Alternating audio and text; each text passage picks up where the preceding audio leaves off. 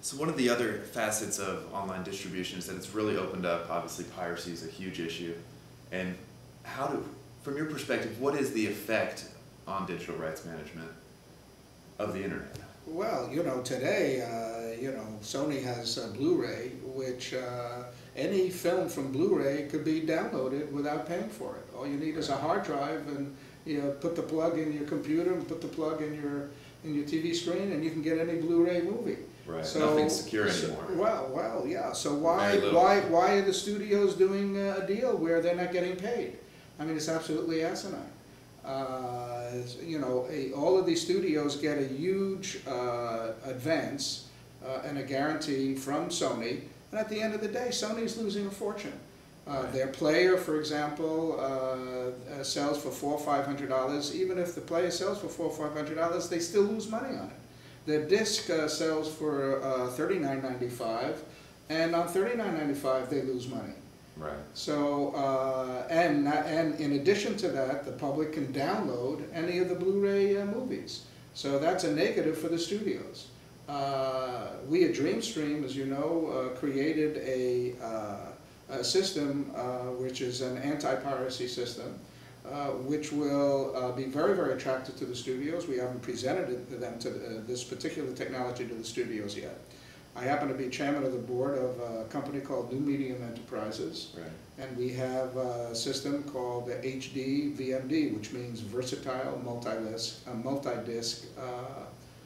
multi-layer disc. And we are making a deal with DreamStream whereby we feel that it will be impossible for the public to download the content. The HD content that we acquire from the studios, but it's not just the studios. It's we're acquiring product from Bollywood in India. We're acquiring product from China. We're acquiring Spanish language product, etc. So it's not just the studios, and everybody now who we acquire product from has tested our system out and feels very comfortable that our product cannot be pirated. Well, that means an awful lot, number one. And number two, our players sell for less than $200.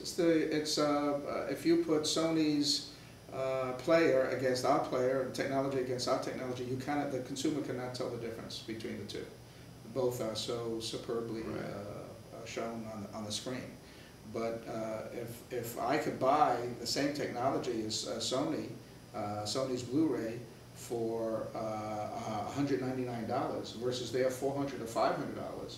If I could buy the discs for $19.95 instead of $39.95, I mean, come on, I'm not dumb. It's a win-win. It's a win-win situation for everybody. In addition to that, nobody could pirate my product, and they could pirate their product. So that's it. And Toshiba went out of business because they didn't figure it out. They couldn't figure it out. A big company like that couldn't figure it out. Well, I love to play the David versus Goliath. Right. And I've won in my career as playing David, and I've also been Goliath. I'd much rather be David. So that's why New Medium Enterprises and our system, multi-layer disc, at the end of the day is going to do an enormous amount of business. Does that mean we're going to put Sony out of business? Absolutely not. Sony will stay in business, but 95% of all their product, all the discs that they sell, all the Blu-ray that they sell is for their PlayStation. Right. Only 5% they sell with their disc. So what avenues getting back to content, what avenues are really being used or are available at this point for small market distribution? If you have a specific video content that's, say, how-to videos, or you really tailored your company to a smaller niche market, what avenues are there really to distribute online? You're not going to make it to iTunes. But that depends on technology, and it also depends on marketing. People have to know that you're there. Right. And you can make money with niche programming. For example, I'm chairman of a company which is called EMS. EMS stands for Electronic Media Syndication. Right. And we've done a couple of things which are very interesting talking about content. We entered the evangelical world. I made a deal with many mega churches, with pastors heading these churches who are rock stars.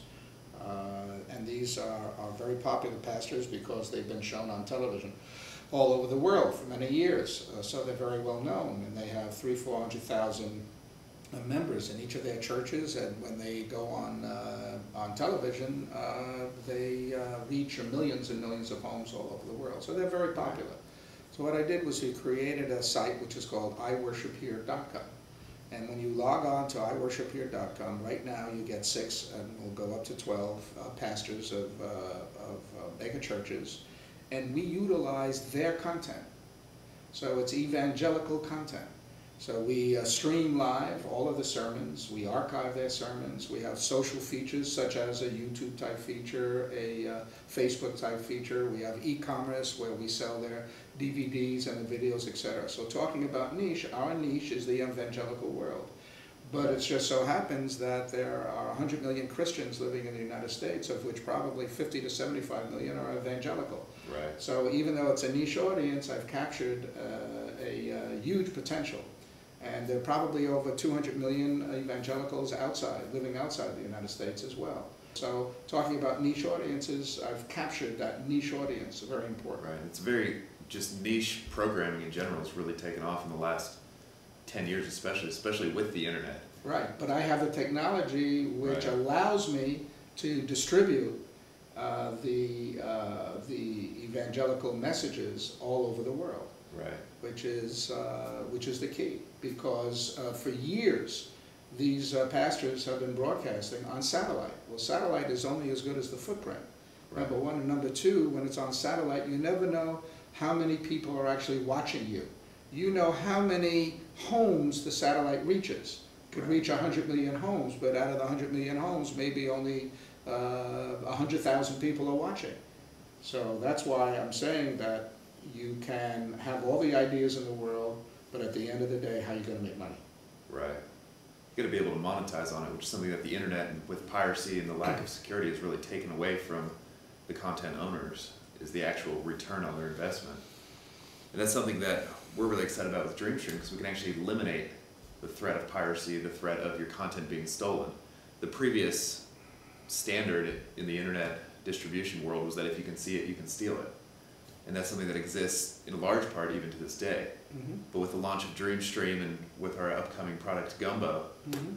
it's something that can really take that content and harness it in and restore the rights and the financial return directly back to the person who owns the content. Well, at the end of the day, it's copyright. And, right. Copyright is an old story, you know. I mean, billions of dollars are lost from the industry, from the content industry. Motion pictures, television, music, books, etc.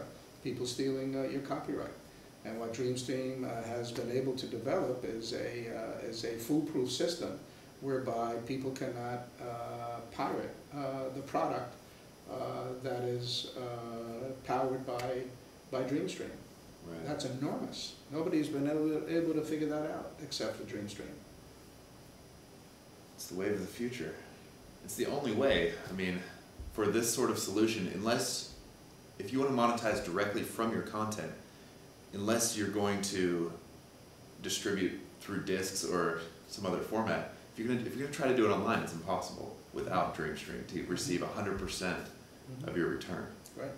So it really is an incredible development. We're really excited about it. But well, you should be. I want to thank you for your time, though. I really do appreciate you taking the time to sit down with us and share your insights. All right. You're welcome. Good luck to DreamStream and good luck to all of us.